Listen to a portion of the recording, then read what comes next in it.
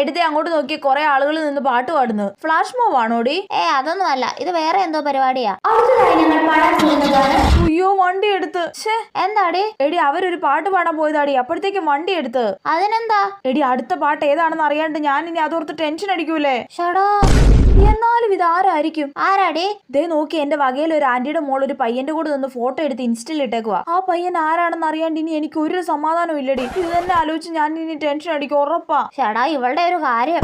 എന്നാലും ആ കൊച്ചു ഇങ്ങനെയാണെന്ന് ഞാൻ അറിഞ്ഞില്ലായിരുന്നു കേട്ടോ. ആരുടെ കാര്യം അപ്പുറത്തെ ചേച്ചി അമ്മയോട് പറയുന്നേ? എന്ത് കാര്യം അമ്മയോട് പറഞ്ഞേ? കുറച്ചുകൂടെ നേരത്തെ ഇങ്ങോട്ട് വരണ്ടായിരുന്നു. ഇനിയിപ്പോ ഇത് ആലോചിച്ച് ആകെ ടെൻഷൻ ആവൂലോ. എടാ, നീ ബിസി ആണോ? അല്ലടി ഞാൻ ബിസി അല്ല. എന്താ? ഞാനിപ്പോ ഒരു കാര്യം പറയാവേ, രഹസ്യവാ. നീ കാര്യം പറ. ഒരു മിനിറ്റ്, ഞാൻ ഇപ്പൊ വിളിക്കാം കേട്ടോ. ചേട്ടാ, അവക്ക് വിളിക്കുമ്പോ തന്നെ കാര്യം പറഞ്ഞുകൂടായിരുന്നോ? ഇനി ഞാൻ അവളുടെ രഹസ്യം കേൾക്കാൻ വേണ്ടി അവളുടെ ഫോൺ വിളിയും വെയിറ്റ് ചെയ്ത് ടെൻഷൻ അടിച്ചിരിക്കണ്ടേ? എനിക്കാണ് ഇങ്ങനെയുള്ള കാര്യങ്ങൾക്കൊക്കെ ടെൻഷൻ വരുമെന്ന് അവക്ക് അറിയാവുന്നതല്ലേ.